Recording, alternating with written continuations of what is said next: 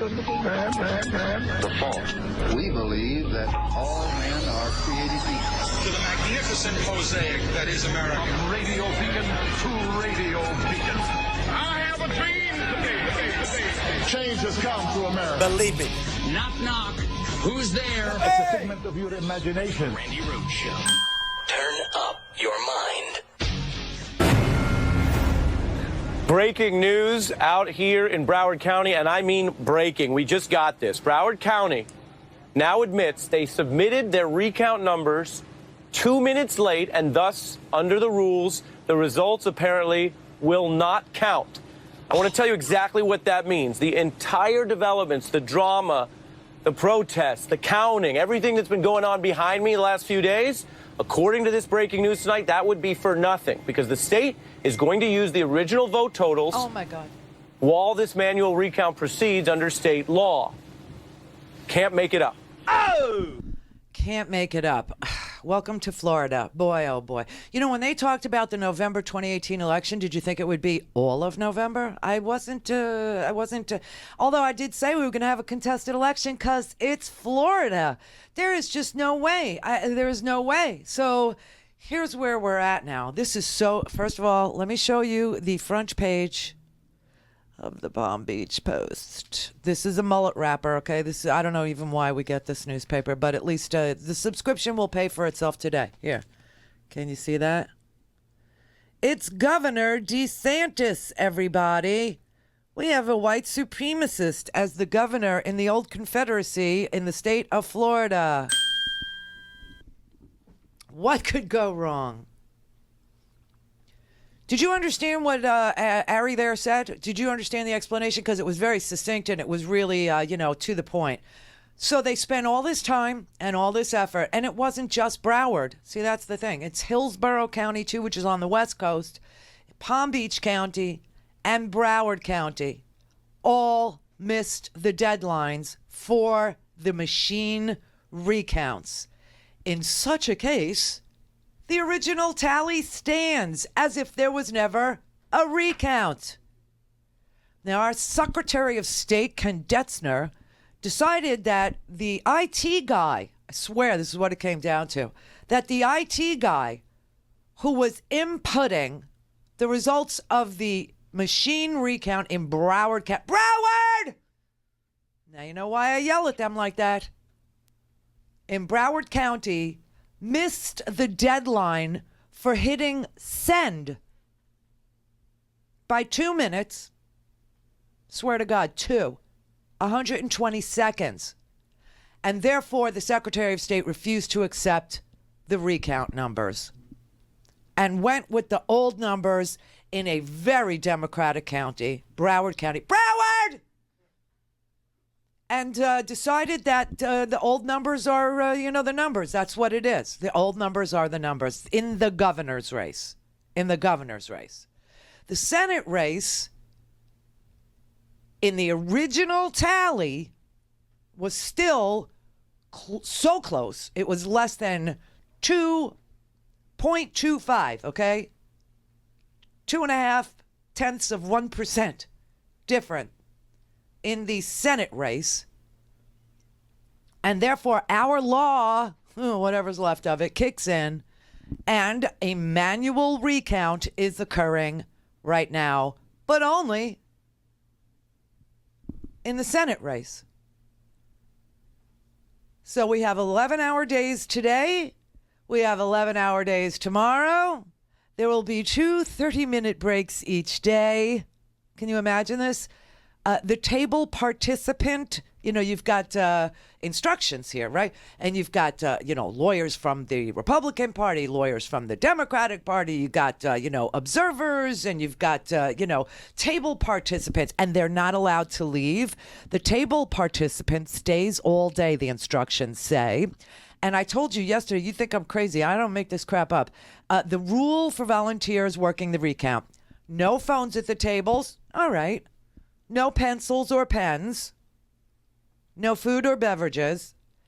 No moisturizer.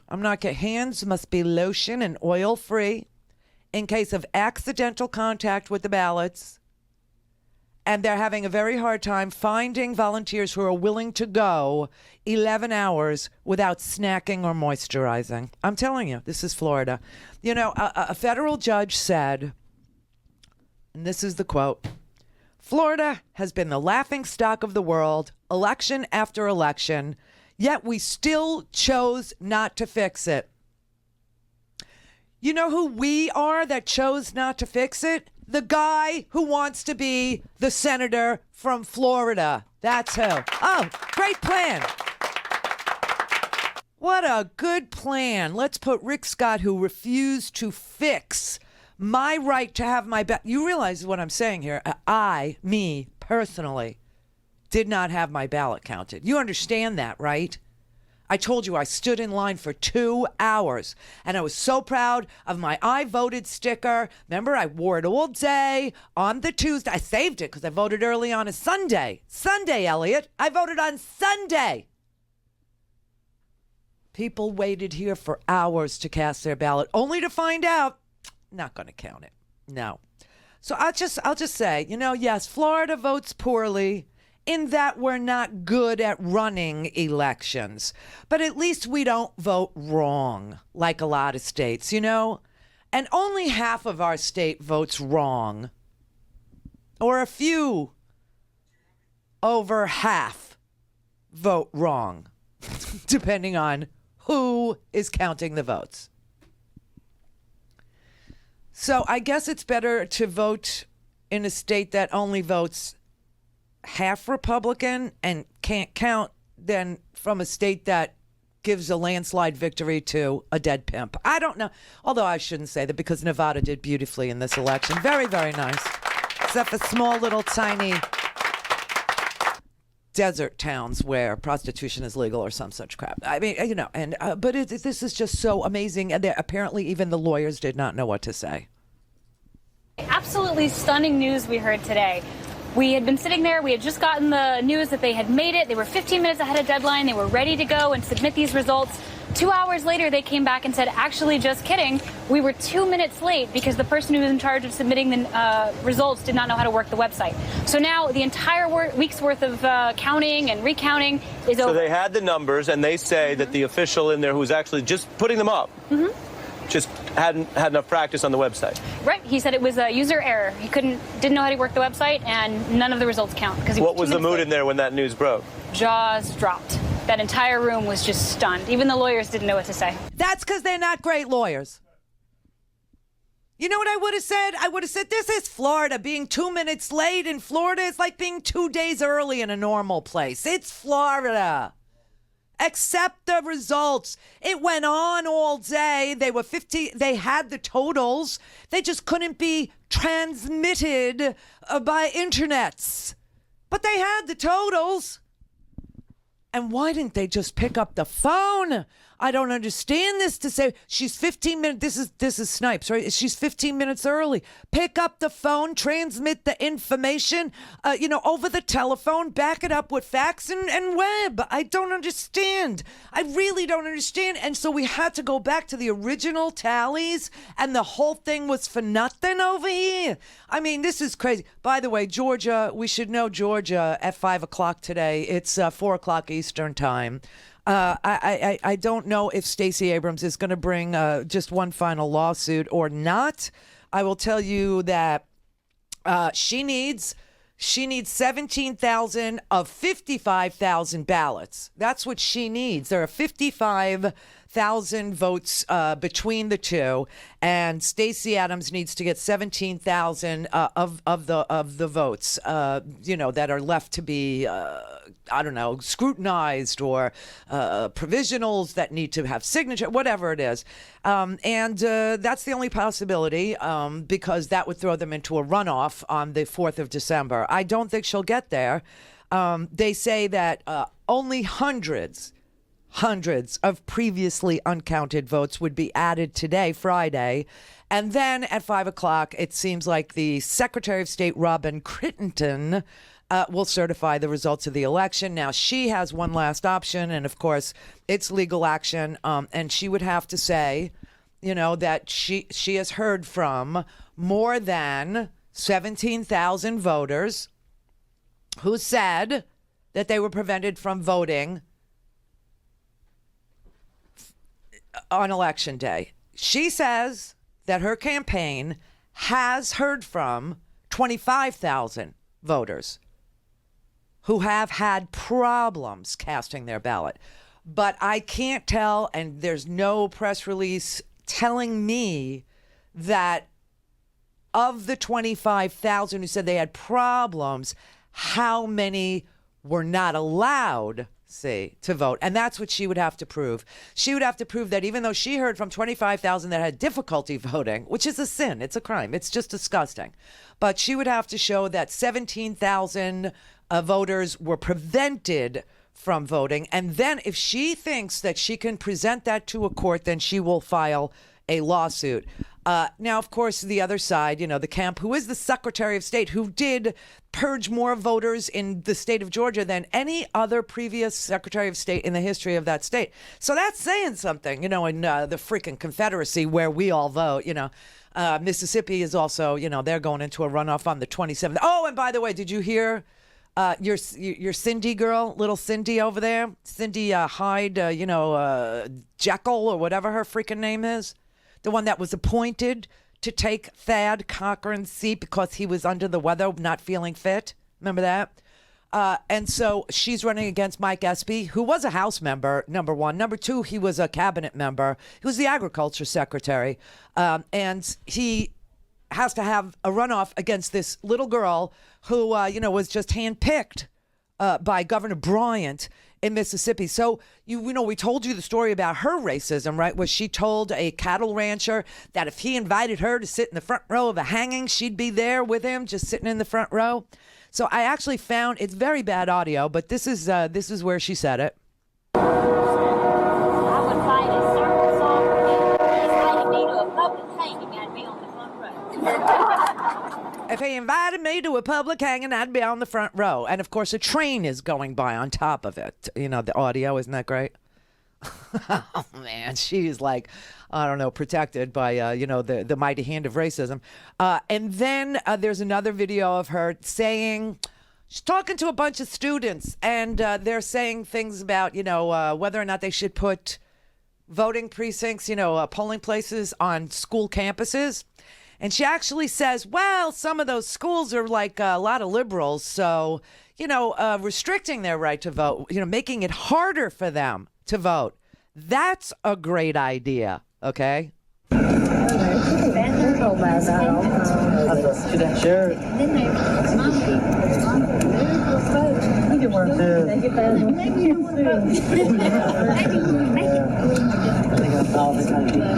Okay, I know that's impossible to hear. That's why, but it's got closed captioning.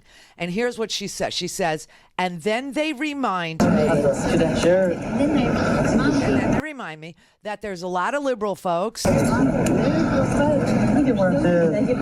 those other schools who that maybe we don't want to vote. Maybe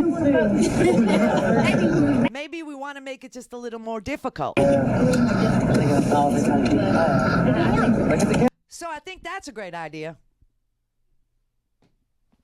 Mississippi, you have a runoff on the 27th of the November. It's coming. It's coming. Mike Espy.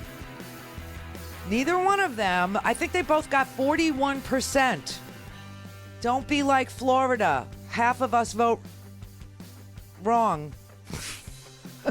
Half of you vote wrong, too. But listen, the deep red states like Mississippi, the deep red is getting shallower and shallower and shallower. The good news is,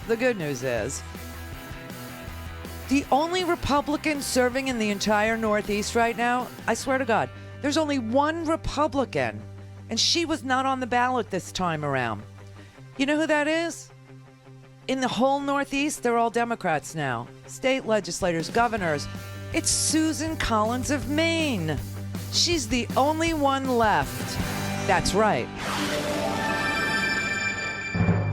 All things Randi at RandiRhodes.com. Go for launch. Speaking truth to power, The Randi Rhodes Show. So it is official. The Florida Senate race is now facing another recount, this time by hand. New numbers released by Florida Secretary of State show Republican Rick Scott leading Democratic Senator Bill Nelson by 12,603 votes, or 0.15%. That is within legal margin for a hand recount. But 3 counties in the state failed to meet today's deadline for machine recounts. And I'm talking about Broward, Hillsborough, and Palm Beach counties. That means their initial tallies, their totals from last week, those totals will stand. Broward County was actually just 2 minutes late with the new recount totals, but the Secretary of State wouldn't accept the results. Just 2 minutes late. Yeah. What excuse is there for Broward County cutting it so close? Palm Beach County is blaming their 11-year-old voting machines. They apparently overheated, causing mismatched results and forcing staffers to redo their work. Susan Bucker, the supervisor of elections in the county, said that those faulty machines made meeting today's deadline impossible. We gave it everything we had. I'm very proud of my team, and we are a good election office, and I have a great team. I think that we just got stuck with some mechanical issues that were inherited. Mechanical issues? It's 2018. Yeah, seriously. And you're blaming mechanical issues? Really? That's embarrassing. It's even more embarrassing because this is not the first time that they've dealt with voting machine problems. Remember this? 18 years ago, Palm Beach County was home to the controversial butterfly ballot at the heart of the 2000 recount. Many voters said that they may have voted for the wrong candidate because they were confused. Palm Beach was also one of the counties where recounts were conducted using punch card ballots. Remember officials looking at partially punched ballots where they were dimple chads or hanging chads? Pregnant Remember chads. Why are there still issues? And Palm Beach County is not alone. Hillsborough County is blaming 2 power outages and lost a voting machine for a drop in votes counted. That's why they decided to stick with the initial numbers. This is unacceptable. You think? Get some new machines, ones that work, figure it out. Crucial Florida counties not meeting this deadline disenfranchises voters. It means that their votes were not counted. That's right. That's what it means. My vote was not counted. That's exactly what it means. We had overheated machines. I swear to God, you know, this is the thing. We have like coal-fired machines. Steam engines are propelling the machines. You know what I mean? It's like, Gutenberg invented our machines. It's like, it's so, and you want to know why it won't get fixed? And you want to know why 2020, listen, this is how it affects you. I know you think it's all about Florida and me. Oh, no, you know. No, Florida has 29 electoral votes. It is nary impossible to win the presidency without Florida. Okay? And now, well, for the past 16 years, we have had Governor Jeb and Governor Scott. And Governor Scott is going to vacate the premises after this hand job that Palm Beach is going to give him. And he's going to go to the Senate and he's going to hand off to the white supremacist Ron DeSantis. If you think that Ron DeSantis, who's the guy who put up the child abuse video, remember his little baby he was reading to his little baby from the Art of the Deal?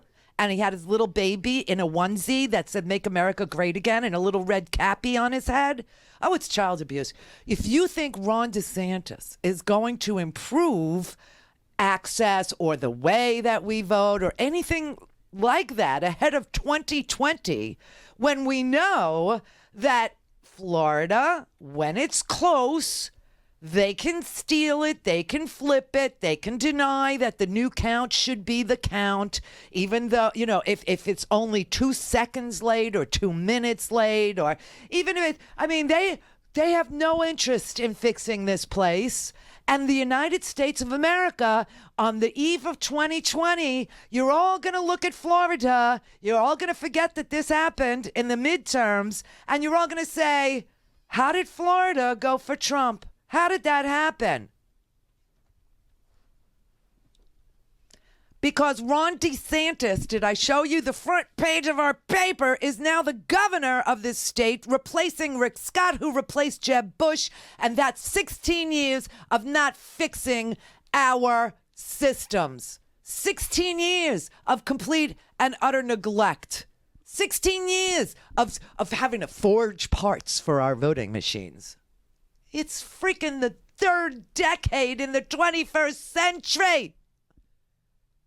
We can't have an election. We can't do it. I mean, this is just unbelievable. Okay, I got to say, now my hopes are pinned on, I know that Georgia is going to be closed in a half hour, and you will have, Governor Kemp, who rigged his election, who, the idea that there's voter fraud has been so roundly and soundly debunked, but the voter suppression efforts ever since Scalia, the Antonin Scalia School of Law, asshole, right? Ever since he said racism is over, that was 2013 for those of you who can't remember yesterday, it was 2013, and he said, well, the Confederacy doesn't have to notify the federal government if it practices, voter disenfranchisement, or if it closes polls, or if it changes the ballot, or if it doesn't use best practices at the ballot, or if it starts purging people, or if it doesn't give people notice that their signatures don't match and and they're not handwriting experts or anything like that. They could just toss hey, this one sounds like a black guy. It's like Johnson. Yeah, toss that one. Like that. They don't have to notify the feds anymore when they do this to us, okay? They don't. So Georgia, so my big hope now, can you imagine this? My big hope for the Confederacy is Mississippi. Get woke, Mississippi. You got 37% of you. Black women, please save us. I'm begging you. Please, please, please, please. It was black women that saved us from Roy Moore. Truly it was. I am counting on black women in Mississippi. Please, please, please put it on your calendar. I know that everybody, works really hard, and it's hard to get out for a Tuesday and then another Tuesday. Please, please save Mississippi. It's my only hope for the Confederacy. I look at the other places in this country where ballots are actually counted, and I see that the only Republican left in the entire Northeast, like Maine and New Hampshire and Vermont and New York and New Jersey and all it's all Democratic. The whole thing is blue. It's all, even freaking Orange County. Orange is the new blue. Thank you, Orange County. Thank you. Orange County voted. West Virginia voted for a Democratic senator. But it's the freaking Confederacy, man. It's the Confederacy. I can't. And we know there's no voter fraud. We know that. It has been debunked so roundly and soundly and repeatedly and over again. But this voter suppression thing, it's just endless. It's endless. So now I'm watching Utah. Can you believe this? I got high hopes in Mississippi and Utah. Florida's done. And 2020, this is what I'm telling you. It's going to look just like this. It's going to look just like this. On election night, 2020, you're all going to be sitting there, and Florida's going to be late, or Florida's going to come in around 10:30. Depends. Sometimes they don't call Florida till 3 in the morning when Fox News gets the honor, right? That's if Jeb's cousin works there. Yeah, if Jeb Bush's cousin works at Fox News at the, voting desk, well, then he can, not declare until 3 o'clock in the morning when everybody's given up. And then you wake up in the morning and you find out, oh, my God, he effing won, right? Like that. And then the court cases ensue. And, 36 days later, the Supreme Court will pick the president.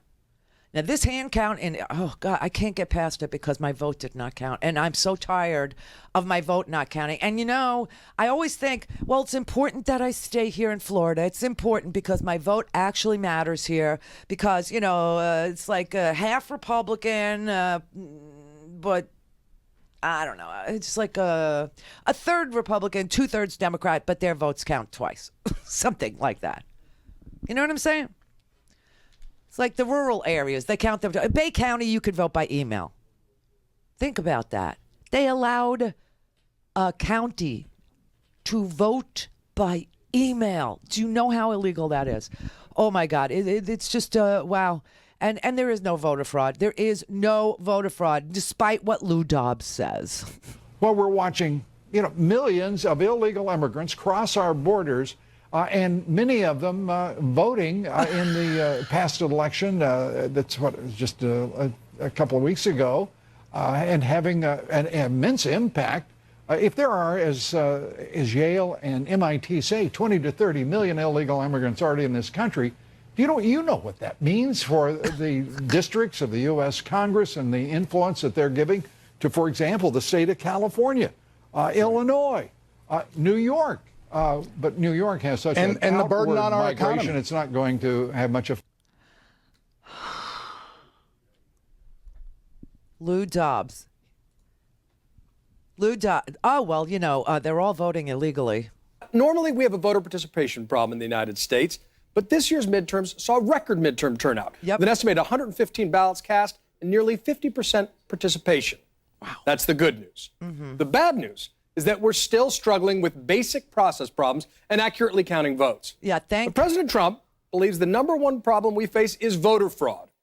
Armed with a complete absence of evidence, it's a point he's hit over and over again.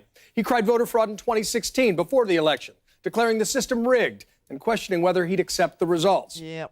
Then he won. But he still kept talking about voter fraud as a way to explain why he'd lost the popular vote by a historic margin.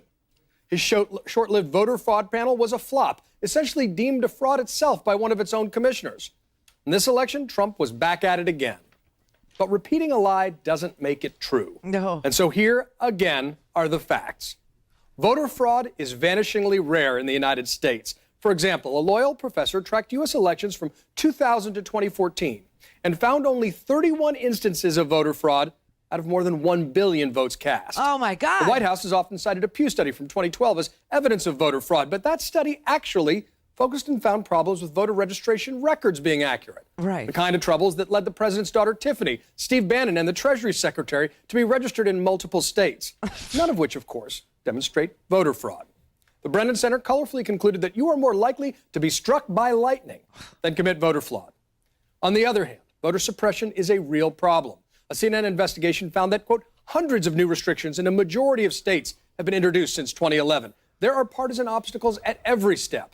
Sometimes we see candidates inadvertently slip, as Mississippi runoff, where Senator Hyde Smith was caught on tape saying laws that make it just a little bit harder for liberal college students to vote are, quote, a great idea. She says she was joking. But we are not powerless to improve the situation. In Maine, an innovative election reform that the two parties fought tooth and nail produced real results. Instant runoff voting allowed folks in Maine's 2nd district to list their second choice on the ballot, and the Democratic challenger unseated the Republican incumbent without a costly recount or runoff. Now, keep in mind there are still 11 major races where votes are still being counted. Oh, my God. We still have 11. When they said there would be an election in November, I did not think that they meant all of November. Did you? Did you think? Well, I knew we'd have a contested election in Florida because, and I was worried about Georgia, obviously, because there was so much voter suppression ahead of Election Day that everybody knew Georgia was rigged. Everybody knew that Stacey Abrams had, registered voters and they wouldn't accept, those voters, the new people that she, registered that would make the difference for her.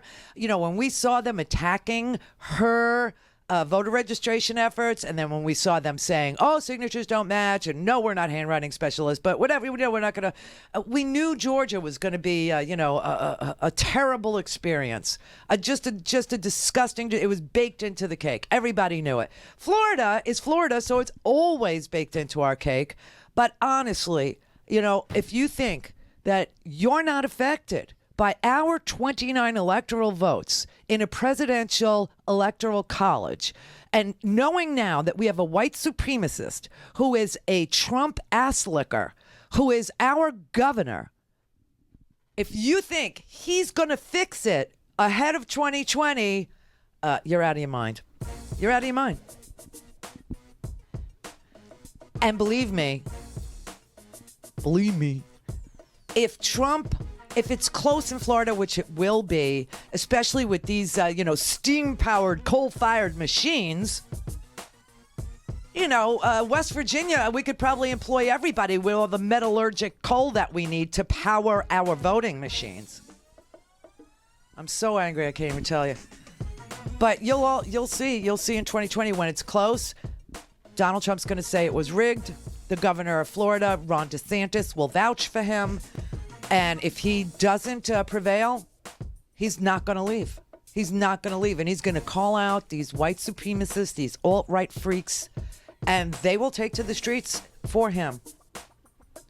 It's a sick situation, and it's scary, and it's frightening, and it's just, when you have to hope that Utah and Mississippi are going to save you. Call in, connect. To speak to Randi, call 561-270-3844. 561-270-3844. Orange County is a new blue. What we saw was a sweep of Southern California districts in favor of Democrats.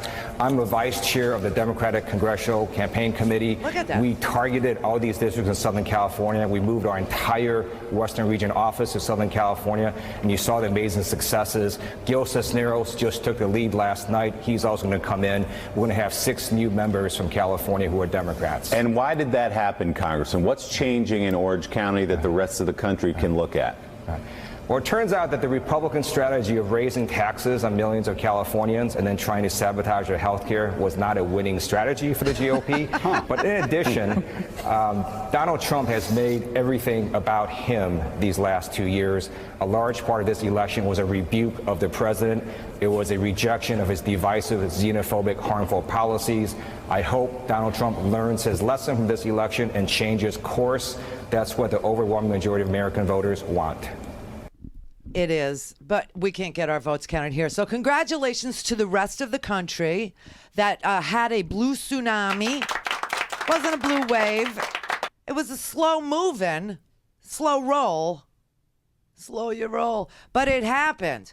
It actually happened. There was a blue tsunami in California. Orange freaking county is completely blue. The whole Southern California map is blue. The whole Northeast is blue. The whole Midwest is blue. Wisconsin, Pennsylvania, Michigan, all blue. Everybody's blue except the dangling part of our country. Have a look-see at the shape of Florida. You see it all limp and just hanging there like that. We can't vote here. We can't vote. And I sat here and spit out a spleen, made commercials, the whole thing. Everybody get out and vote, get out and vote. 50% of eligible voters, nary 50%, showed up in a midterm election. It was historical. It was amazing. We did the best we've done in 40 years. But my personal vote doesn't count. And anybody that votes in the Confederacy, you're pretty much screwed is what it is. It's just so amazing that I actually feel like I live in Dixieland.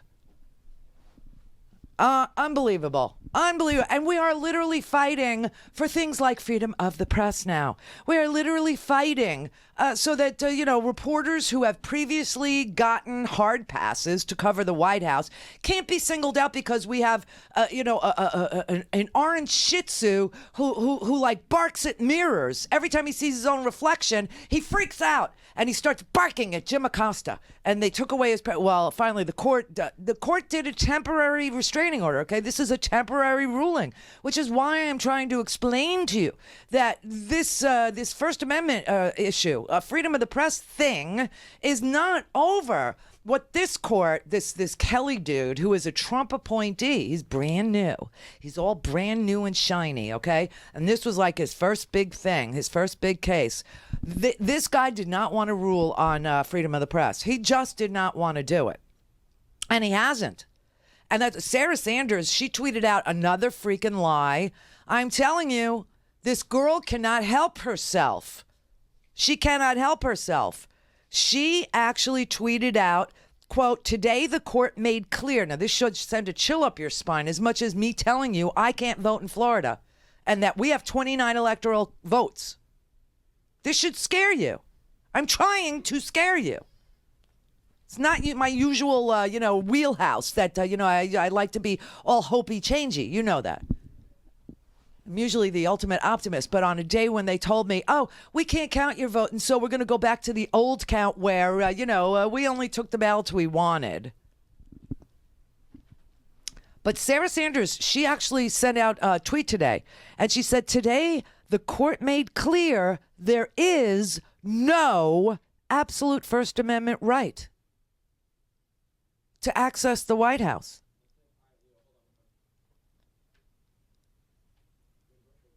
What the F? There's no absolute... that is not what the judge ruled. So that's why that's so disturbing. And the White House does say now they're going to make all these new rules.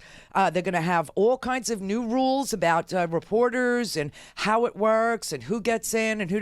Because what the court said was the Fifth Amendment portion. That's what he dwelled upon. This Judge Kelly actually decided that he would decide the Fifth Amendment due process claim. And he did say that Jim Acosta's Fifth Amendment right to due process was not respected and that it was breached. He said, because I found that it must be granted. Okay, well, let me start with the whole sentence so you don't come in the middle. He said, I want to emphasize the very limited nature of today's ruling. His ruling was to give Jim Acosta immediately his press pass because this was an emergency temporary restraining order against revoking his press pass. And he said, so I want to emphasize the very limited nature of today's ruling because I've found that it must be granted as to the due process claim. I haven't had to reach the plaintiff's First Amendment claim at all. At all. In which they allege that the government engaged in viewpoint or content discrimination. So I want to make very clear, I have not determined the First Amendment was violated here, saying that he had not determined what legal standard would apply to the claim. And he is not going to look at this 1966 case that I keep well, actually, this was a 1971 case. It was the 1966 reporter who was kicked out of the press pool, right, at the White House, came to court in 1971. It's Sherrill versus Knight. And he said this was relied on heavily by CNN's legal team. And so he said, I haven't decided that yet. What he did decide was that Kelly, that Acosta had a right to cure or respond to whatever complaint the White House had, and that his right to due process under the rules, which I told you he has a right to respond to any allegation that he's rude or respond to any allegation that he touched this girl in a inappropriate or hostile way, which did not happen. He just, she was reaching, grabbing at him, and he just put his hand, an open hand, just up like that and said, pardon me, ma'am. So, he said, I do hold that plaintiffs have demonstrated a likelihood of success on their claim that adequate process was not provided to Mr. Acosta. He said, indeed, whatever this is really interesting, okay? He said, whatever process there is at the White House, he has no idea what it might be. And this is exactly what he wrote. He wrote, indeed, whatever process occurred within the government is still so shrouded in mystery that the government couldn't tell me at oral argument who made the decision to revoke Mr. Acosta's press pass. I mean, they couldn't even tell him who said to take his press pass away because it's the president. And if it's determined that the president is discriminating against reporters because he doesn't like what they ask him, then the president is in violation of the First Amendment and the Constitution. So anyway, he just said the ruling is only the beginning of the court proceedings. He said it's very narrow. He did not even consider Jim Acosta's First Amendment right. He just said that if somebody was given a hard pass, meaning that the Secret Service had vetted them and all the rules about whether or not to be admitted into the Brady press briefing room at the White House were followed, and you gave a reporter a press pass, and it was customary and practice, and it was something he did every day. You can't just revoke it without saying why or letting him, defend himself.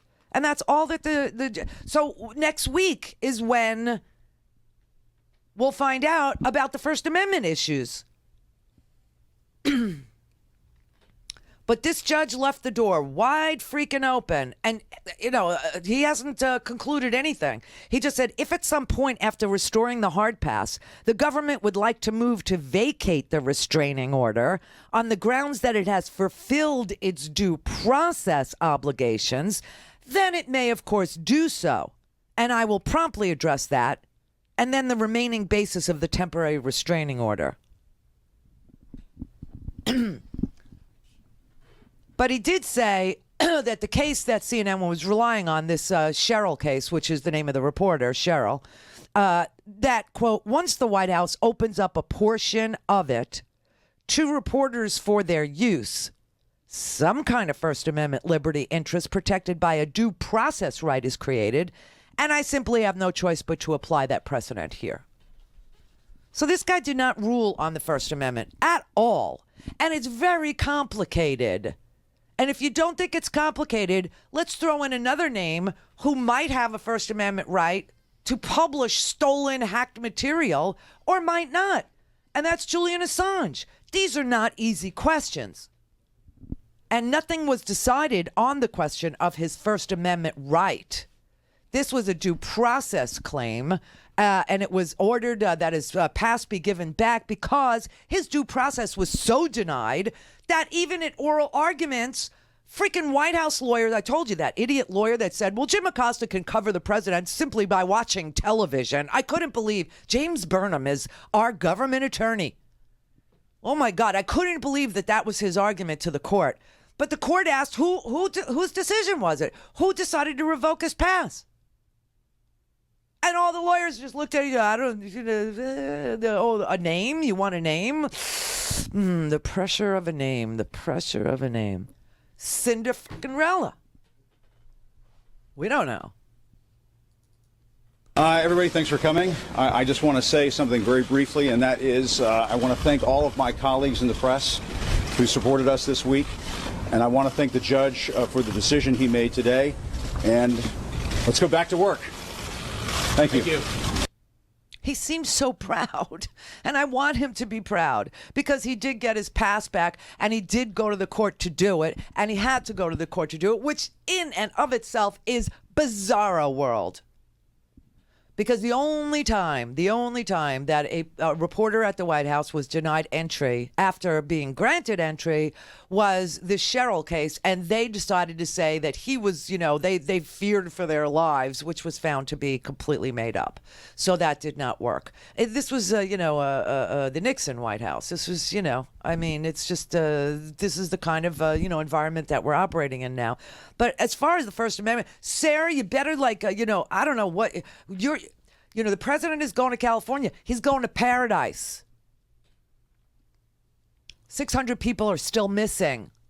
66 people, I believe, are dead.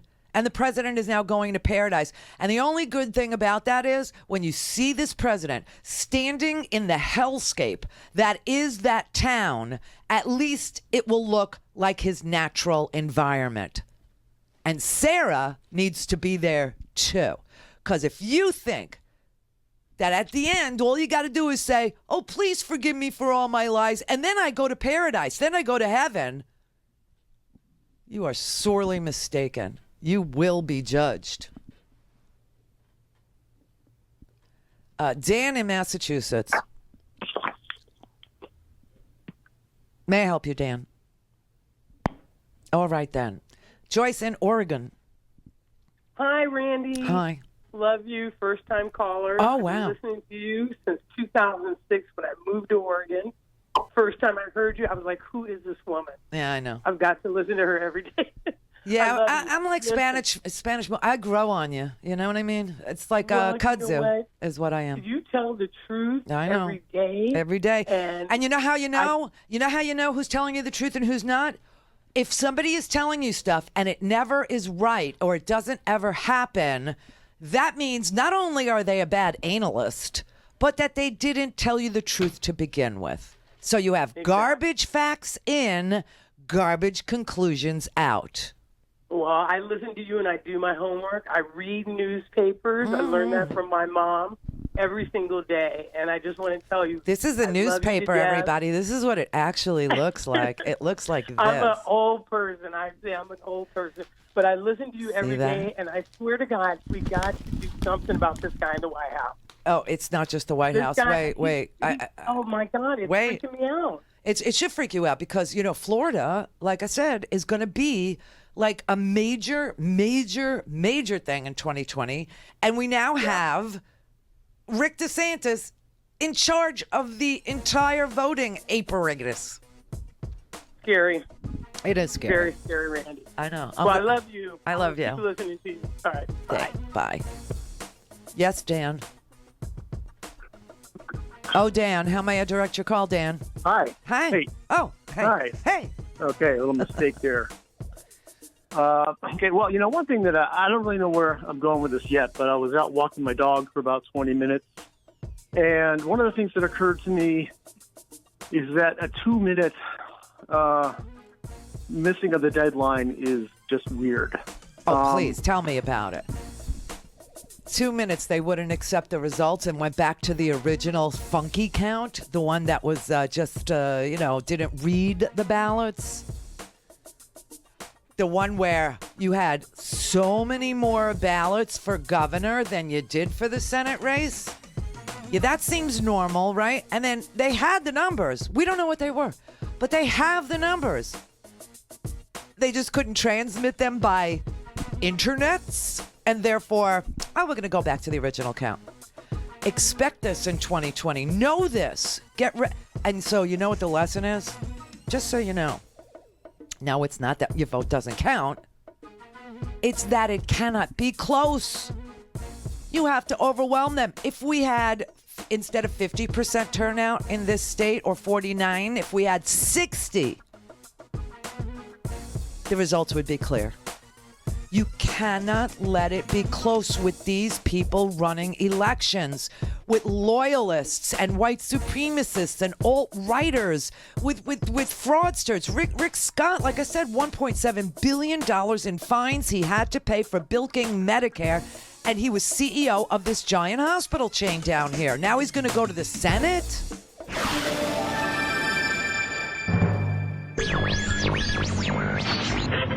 Mary had a little man. The fault. We believe that all men are created equal. To the magnificent mosaic that is America. From radio beacon to radio beacon. I have a dream today. Change has come to America. Believe it. Knock, knock. Who's there? It's a figment of your imagination. Randi Rhodes Show. Turn up your mind.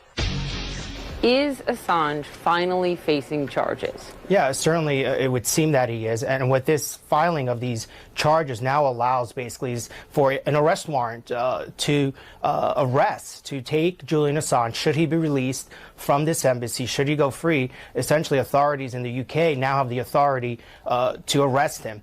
These documents obviously causing a lot of concern now within the Department of Justice, within the intelligence community and law enforcement. This quite clearly should not have been made public because this could hurt our chances, certainly the government's chances, the U.S. government's chances in trying to get Julian Assange to finally face these charges. So these documents that were filed had nothing to do with Julian Assange.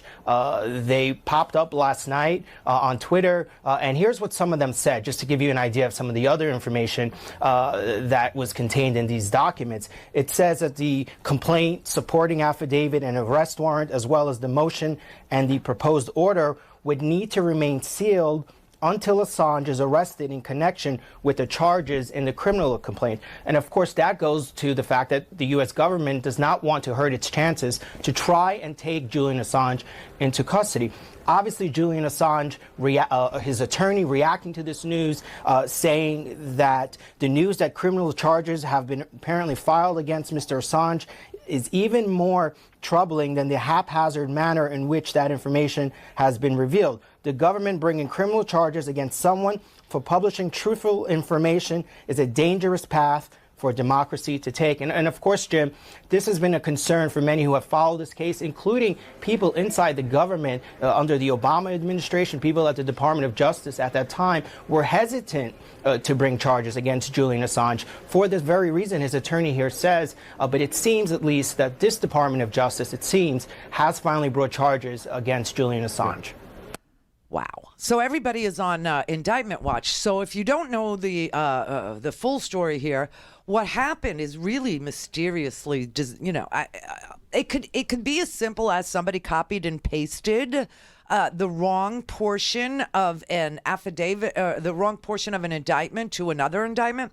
So what happened was, in the Eastern District of Virginia, there was a case that had to do with some sexual predator, some child molester, some guy who was asking a 15-year-old girl to send naked pictures to him, et cetera, et cetera.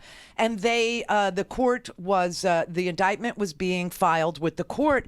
And the reporters for the Washington Post and for BuzzFeed and Politico, they've been camped out looking to see what gets filed and what, ahead of, during Mueller's quiet period during the election, which, by the way, is still going on because it's November and it's Florida. And so, okay.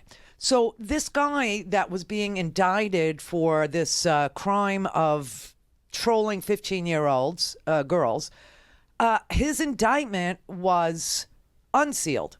And apparently in his indictment, somebody copied and pasted from Julian Assange's indictment. And Julian's indictment is supposed to be under seal. We don't even know how long there's been an indictment on Julian Assange. We have no idea. All we know is that portions of his indictment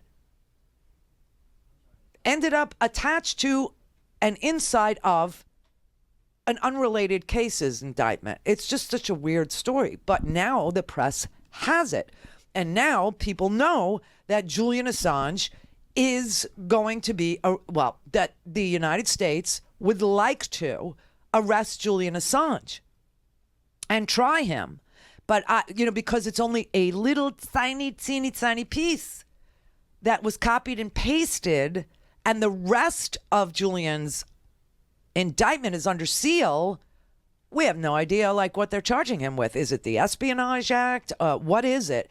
And so with this Jim Acosta non-decision on the First Amendment and now a Julian Assange case where the Obama administration decided not to try to prosecute Julian Assange because they thought it would have some First Amendment ramifications. They didn't want to leave a roadmap. They only wanted to go after whistleblowers and leakers in the Obama administration, people who outed Valerie Plame, in the Bush administration, that kind of thing. But they did go after the people who stole confidential or rather classified or secret material. We all know Chelsea Manning, who gave classified information about Afghanistan, about the wars, to Julian Assange. We know Chelsea Manning was prosecuted and she's in jail, but we never prosecuted Julian Assange, and that's because it's a sticky wicket with the First Amendment. The First Amendment is a complicated thing. Now, you could say, well, why does Julian Assange even get the benefit of the First Amendment? He's not an American citizen. Well, I'm so glad that your mind is active like that. It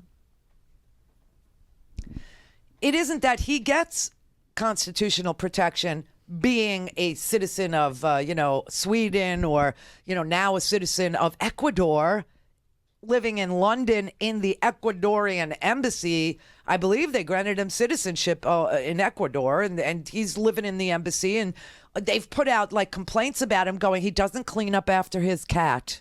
I swear to God, he has a cat. And they're saying Julian must clean his own bathroom. Julian must clean up after his cat. He has to empty the litter box and he must feed his cat. I swear to God.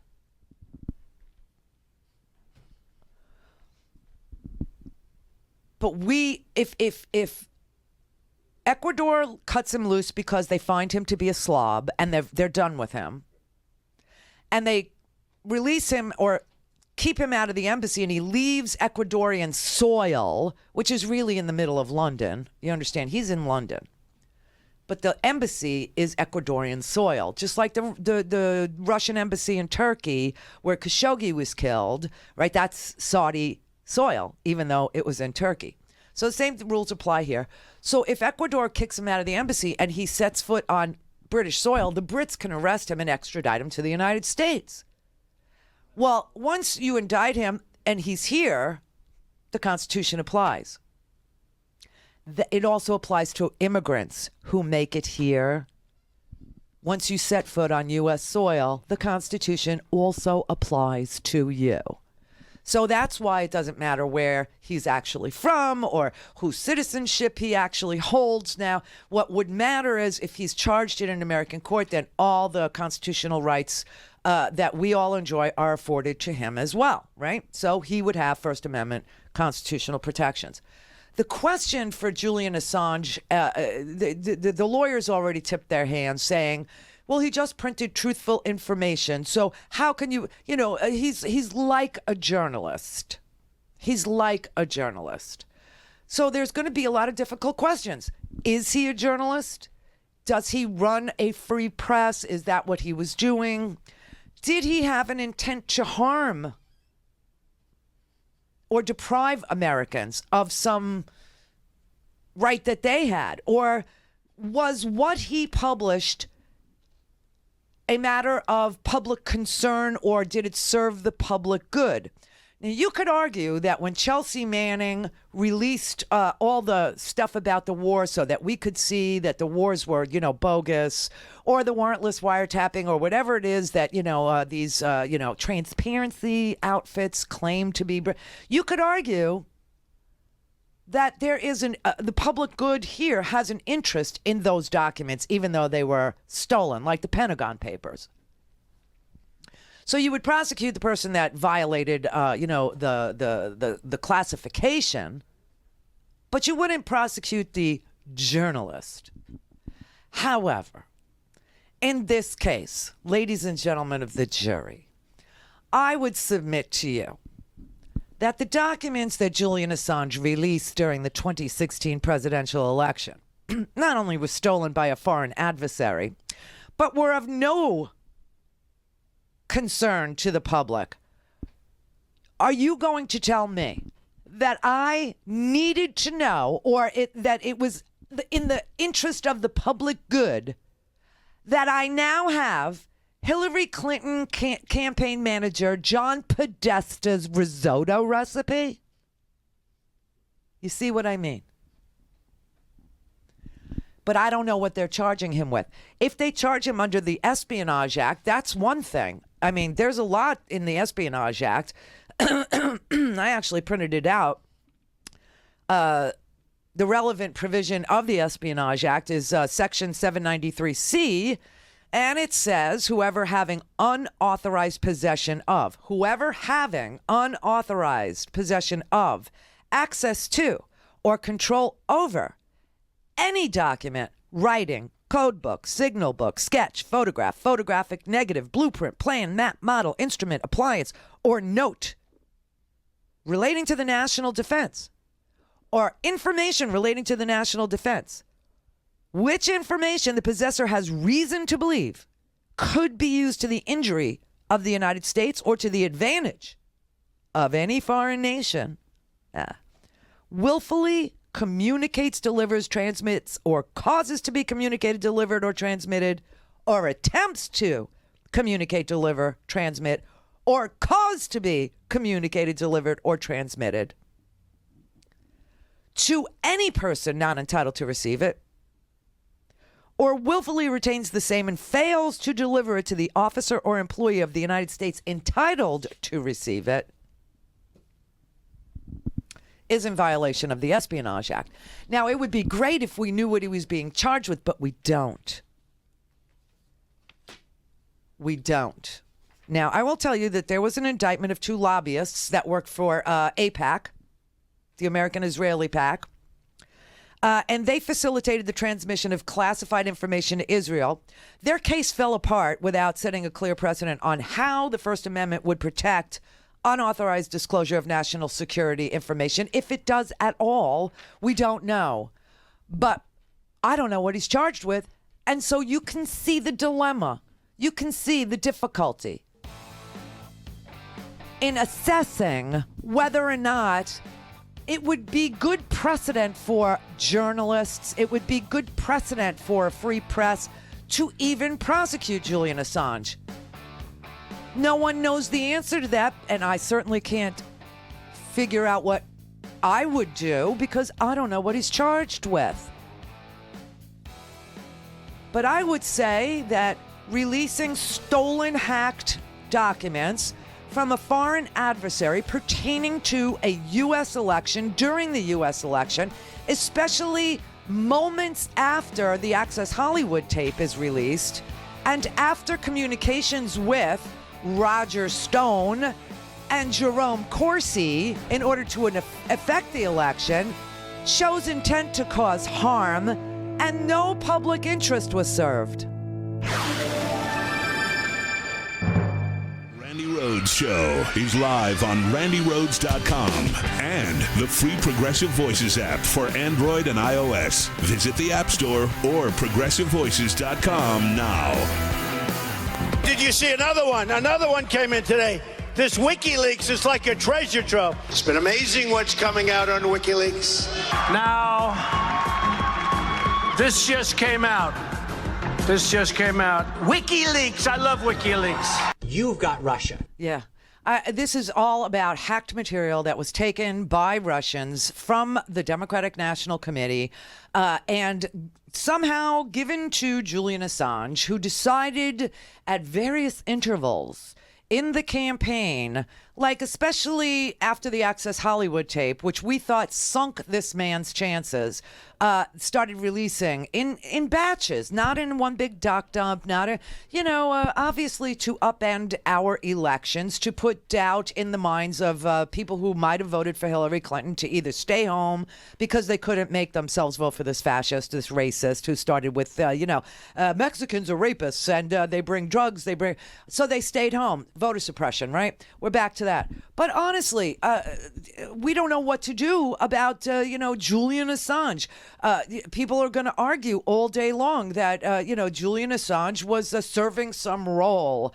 I don't know what he's being charged with. That's the thing, and it makes it very difficult. Now, if it's espionage, if it is the Espionage Act, that is not a crime of intent.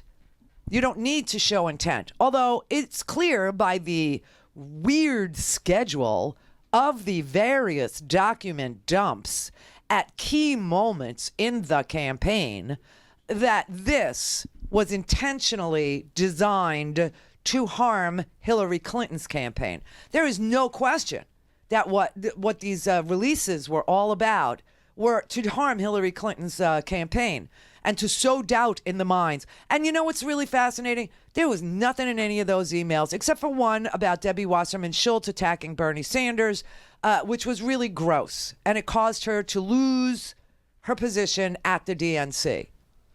Now, Florida voted again, and apparently she won. We don't know. We don't count very well here. But she's back. So, that was something the voters could decide for themselves as to whether or not they wanted her to go back and represent them in her district. But what do you do about it, Julian Assange? What do you do? It's a conundrum, and it's scary and dangerous because anything that these government attorneys argue or anything that this government does is going to turn to crap. And when you look at the Jim Acosta thing and this judge's, cowardice, not wanting to rule on the First Amendment at all, but saying, well, I have to, rule on this emergency temporary restraining order. So I'm going to find that he didn't get due process and I'm going to give him back his pass. But I'm not going to, say whether or not, his First Amendment right was compromised or outrightly denied or, until next week. I have to think about it. And this is a Trump appointee. So you could see where this whole First Amendment thing is going. And now that we know that Mueller is not only on to Jerome Corsi, and we're all on, indictment watch. I mean, I am sitting here on indictment watch. I am waiting for something to come down with regard to the people who were in contact with WikiLeaks.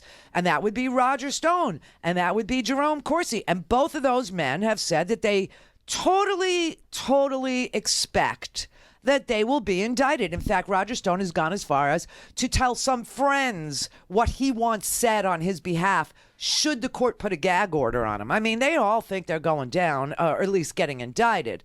You have Jerome Corsi in his YouTube chat room, with Super Chat. He's asking for donations for his legal defense fund. How he could do that, I don't know, but he's doing it. That's another law I have to pore over. Asking for people to help defend him, this guy who was the father of the birther movement, this guy who attacked John McCain's military service, this guy who attacked Kerry's military service. He was the head of the Swift boats, guy who's a conspiracy theorist and writes these fake books so he can enrich himself, right? And is on InfoWars all the time and talks to Alex Jones, who's also responsible for all kinds of chaos in this country, all kinds of harassment and violence and threats of violence and, a call to arms to his InfoWars sycophants, go to your battle stations, get your weapons. And, there's a pedophile ring, to the point where, one of his listeners gets in a car and drives all the way to Washington, D.C. from North Carolina with a long gun and shoots up a pizza parlor. I mean, this is off the hook. But there's been no, as far as Alex Jones, it's not even a First Amendment thing. He's on a private platform, as we all know. He was on multiple private platforms, and they were able to clearly show that he had violated their rules to not harass, their rules to not threaten violence. And, he was defaming the parents of the Sandy Hook. That wasn't even enough. That wasn't even enough to pull him off the air, even though there were live lawsuits. That wasn't enough. And you know what? In the end, it shouldn't be enough. What should be enough, though, is calling for violence or calling to harass people or, calling to, go to your battle stations, which you did all the time. So that's not even, that's a harassment thing. That's a private platform. Remember, you're only guaranteed First Amendment rights by the government, not private business. They don't protect or defend your First Amendment right. God knows I know that. I've been sued so many times. In fact, the same law firm that defended me, I'm very proud that they represented me. It's Davis, Wright, and Tremaine. The same law firm that represented me in the khaki case when I got sued for an $11 billion defense contractor sued me for saying that they were inside Abu Ghraib and that 7 low-ranking reservists went to jail and they didn't. That same group is defending Jim Acosta. I mean, it's the same law firm. These people are like, and the First Amendment is not as simple as you think it is. It really isn't. Everybody thinks they have the right to say whatever they want, wherever they want, whenever they want. Really? Tell that to your boss. See what I mean? Tell your boss you have a right to say the P word in front of, the girls in the kitchen. Tell your boss you have the right to call a woman the C word at work. No, you don't. So these are all different scenarios, and these are all different, wheelhouses, and these are all different people with different problems. And these First Amendment cases take forever. They are long. Now, and I was only sued for defamation, okay, and that's pretty obvious because the truth is a complete defense, meaning if you did not lie, they have nothing. Also, if you did not lie with specific intent to harm them, they have nothing. So, and there are different standards for public figures than there are for ordinary citizens who don't put themselves in the public arena. That's why you could call the president, anything you want to, and he can't sue you for defamation because he's a public figure and he chose to put himself in that position willingly. And all people that criticize are welcome. It's just that's because the government, will let you do that. But it's not the same on private platforms, and it's not, So you have to really understand where you're working and what you're doing and what's protected and what's not. And this case, with Assange, I don't even know what he's being charged with. But it's an interesting one. But we're all waiting to see. Of course he gets indicted. We're all waiting because that'll start to fill in the pieces of the puzzle when we find out what they're being indicted for. Do you know? What did they lie about? We know that they lied about. Either they lied saying Roger Stone was in the Southwest Broward County Republican Club, and he told them, "Oh, I am in touch with WikiLeaks." So was he lying then, or is he lying now that he says he wasn't? And he's blaming and threatening Randi Credico, saying Randi Credico was in touch with Julian Assange. Now, Randi Credico says, I know Randi Credico. I've known him for years. Randi Credico's story is that a friend of ours, a mutual friend of ours, Barry Crimmins, died while he was performing. He's a stand-up comic, and so is Randi Credico. He's a stand-up comic, and he was on tour and he happened to be in London. And Randi Credico says that he flew over to London to see Barry.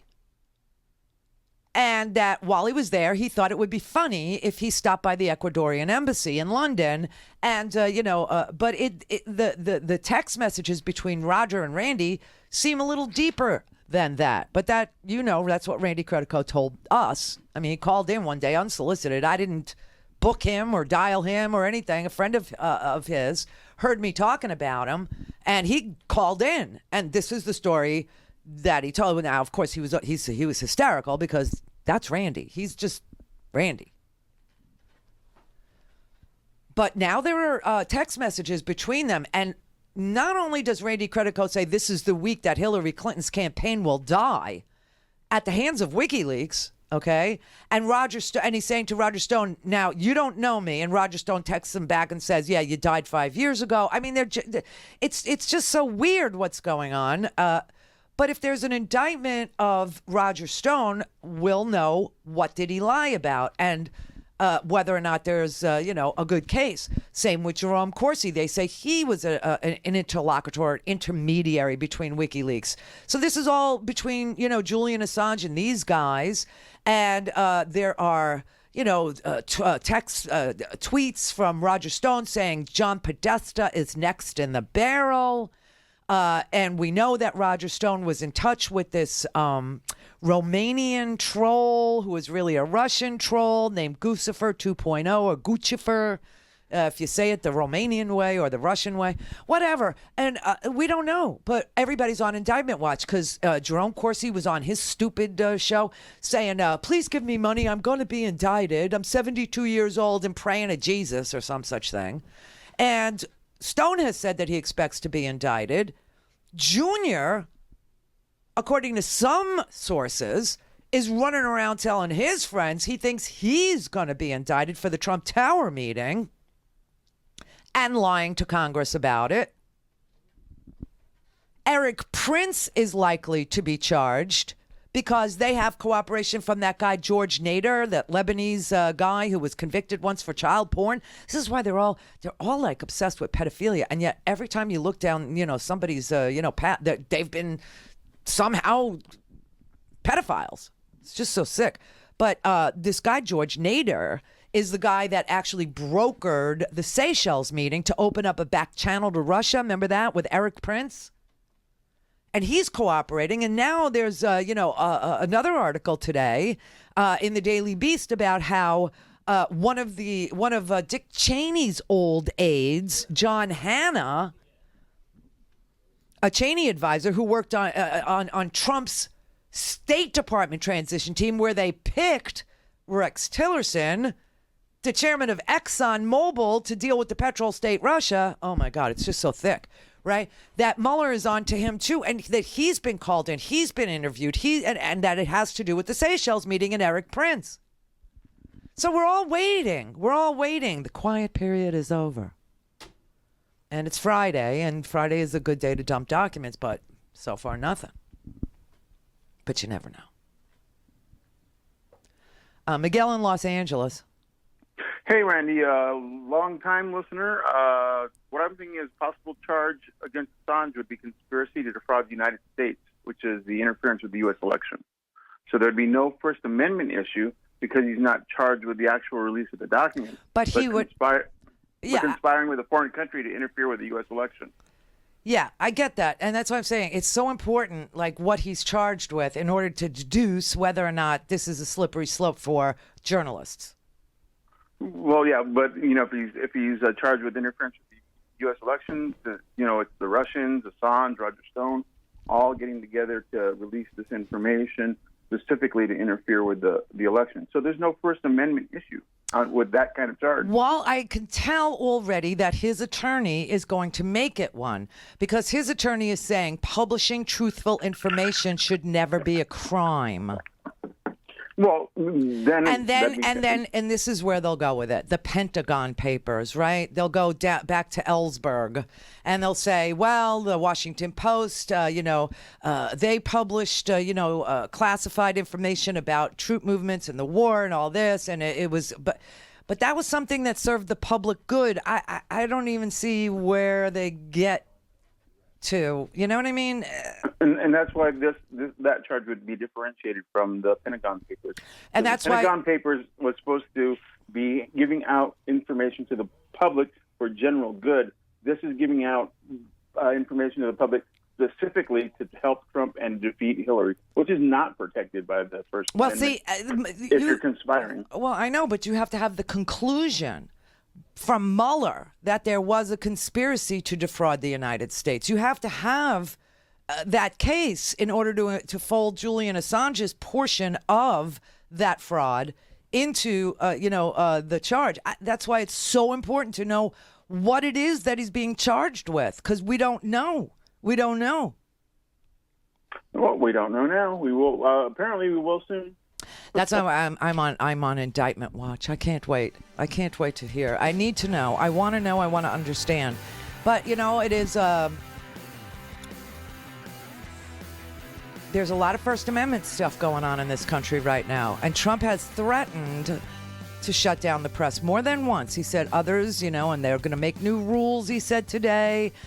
This judge is very tentative about ruling on the First Amendment. It's all tied together.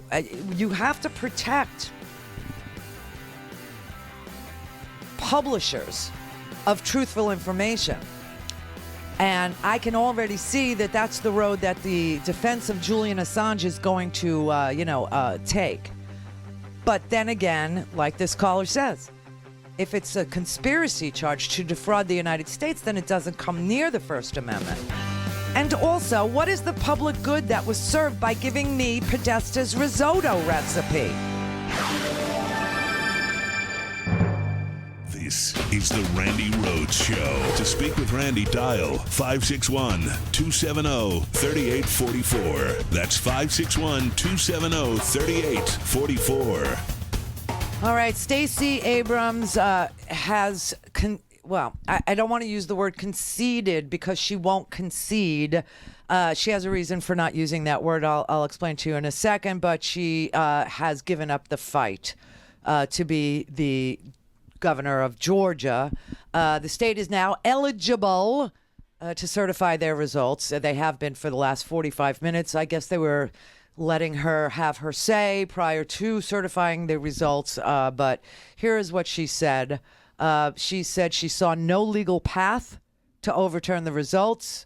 She said the law currently allows no further viable remedy. And I told you the only remedy she had was to produce evidence that at least 17,000 voters, not that they had trouble casting their ballots. She had evidence of at least 25,000 voters in Georgia who had trouble casting their ballots. She had to produce 17,000 voters who were prohibited from casting their ballots, and she had to present that evidence to the court by 5 o'clock today. Without that kind of proof, she had no viable legal remedy. So she said, let's be clear, this is not a speech of concession, because concession means to acknowledge an action is right, true, or proper.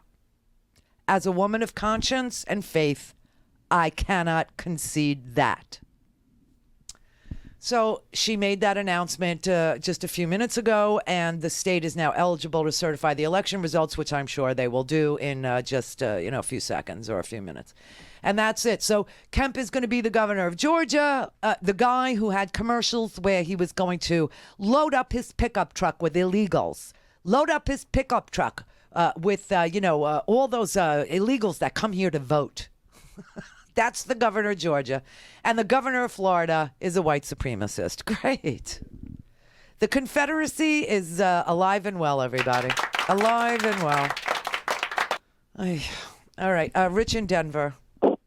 Hey, Randy. Awesome show as always. Thank you. I was telling Scott, I think I got a remedy from day one. We start tomorrow. A recall of both of those fucking clowns, Georgia and Florida. And we've got to make it, like you said, Randy, 60% of the people got to vote. I take hope in that to save your state. We've got to, the felons that are going to be allowed to vote, that passed and stuff, which, again, like you said, that still is a boggle to my mind, and how we got this white supremacist. But we got to make Florida basically do one of two things. Not count and not matter in 2020, because I guarantee, I'm with you, and I think you're absolutely right. We will have a riot on this country. We will have civil war if this goes down the pipe again and allows. And like you said, there's no recourse for him to remove. He's going to completely keep the pattern going of what Chucklenuts' brother Bush did and Chucklenuts. I haven't heard that since junior high school. Chucklenuts. That's a good one. But one of two things. A move on petition to recall and remove both of these assholes. It won't work. It didn't work with Scott Walker. It's not going to work to recall. What we're going to have to do is exactly what you said. We're going to have to go out and register 1.4 million more people, and those would be the people whose voting rights have just been restored in Florida. We need to get from 50% turnout or 49.1 or 40 all the way to 60% turnout in the 2020. If we can, if things are close in Georgia, if things are close in Florida, if things are close in Mississippi, like they are, that means that all we need to do is go find people who haven't voted and tell them and explain to them why it's so important, why their future and their children's future and the future of this planet and the future of democracy is riding on them, and that they are the most important people in this country, and make them feel that, because it's true. People who aren't registered to vote right now are the most important people in this country. And I feel torn, Randy, and I'm saddened, but I'm also hopeful that the felons can vote. But I feel so bad for the Marjorie Stoneman Douglas kids and all the kids. So you want to know who is the most disenfranchised, according to some of the reportage that's coming out of Broward County? It was people under 30. Millennials. That's whose ballots they went after. That's whose signatures they threw out. Millennials voted by mail, and those were the ballots that were most, tossed, were the under 30s. Right. Well, used to Broward County, which votes down. Look, I don't totally agree with you, Randy, though. If we can change California, Orange County, come on, and Goldwater, to blue, and we've got one, and Susan Collins, and her days are numbered too. I got news for you. If Susan Collins would have been on the ballot this year after this Kavanaugh debacle, she would have been voted out too. But she wasn't. She wasn't on the ballot this year. She is on the ballot in 2020, however, and so is Mitch McConnell. So, we got this really, very important election in 2020. I am very proud of the turnout all over this country. I got to say that it's close in Utah. That it was close in Georgia. Okay, Florida is always a giant mess. But it's got to be like you said, 60%, and even in Florida, getting 50%, Randy. But I think a recall is possible if a mass campaign is waged, and you get organizations like Move On and Progress, everybody moving in one direction instead of all pulling in totally two different directions. And by the way, for everybody in the chat, send some money to Epps' campaign and send some money to Randy's show. I know it's not the end of the month.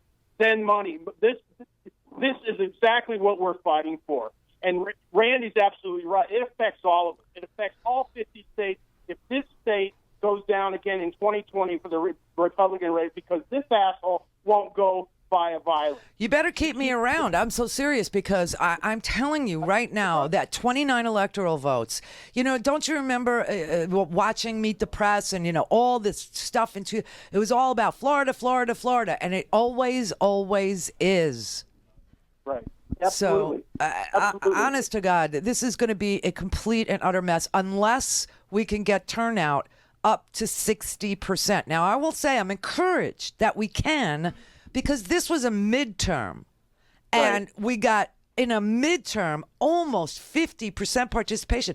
115 million ballots were cast. In this state, 8.1 million ballots were cast. These are record-setting numbers.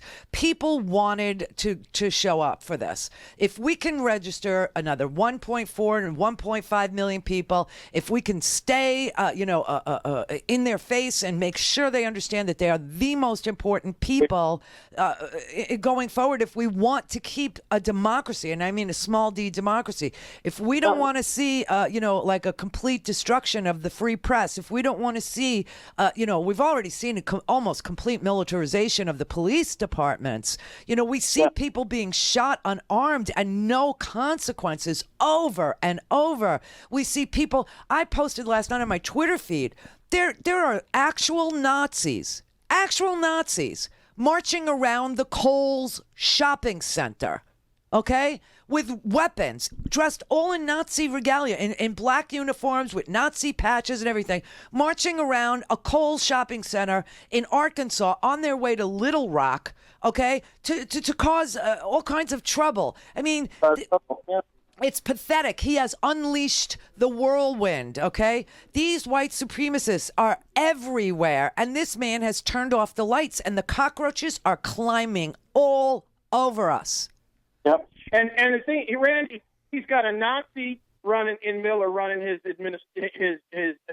day-to-day operation, and he has an ex-head of fake news channel running his propaganda. Mm-hmm. We are beyond the looking. This guy, he's got to go. Everybody's got to get out and vote, and it's not just enough as the President Obama said. Your job is not done once you vote. It's like you said the other day, Randy. Vote in every election, whether it's dog catcher or President of the United States. Everybody in this country needs to get up and stand up and rise before we don't have a country. And like we are a young country, like you said the other day. We are screwed if we don't. It is the end of this country. People should be scared because this man will stop at nothing.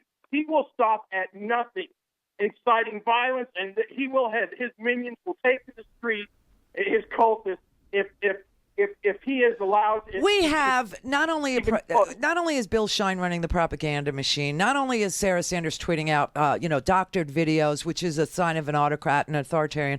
Not only is Kellyanne Conway on the TV lying with her own husband, forming a group of conservative lawyers to beat back this Whitaker thing, but Whitaker himself is a scam artist. He is a bizarre dude. He's a guy who sells, razors and hot tubs, and was on the board of directors threatening people if they complained about stealing disabled veterans' life savings. And this is the man that's going to be in charge of our justice system. Top cop in the land, exactly. The top cop in the land. So this is critical mass. I mean, it's really bad. Yep. And people like Georgians and people like Floridians who know this and now get that we have a white supremacist governor here and that we got a cheater and a scam artist and a vote suppressor there. A guy who's running the old Confederacy in Georgia. I swear to God, I keep saying I don't know what you need to see. There's actual Nazis in parking lots. What else do you need to see? Yeah, well, this is Hitler said the same thing. The press is the enemy of the people. This is how it started. One quick thing, and I'll let you have a wonderful weekend, Randy. Thank you. And just a question: what about if Manning got indicted? What about Assange for accepting accepting the document because we know. Well, it's a different act, right? It's a different act, right? Chelsea Manning, knew that she was taking classified documents and disseminating them. It's a different thing than accepting them because that's what the Washington Post did, right? They accepted the Pentagon Papers. So it's a different act, but. The previous caller who called, I think it was from California, who said he'll probably be charged with defrauding the United States. That would have nothing to do with the First Amendment. Yeah. But then Mueller, that means Mueller has a case of conspiracy to defraud, and that's kind of what you need to see. That's why I want to see the indictments. I want to see.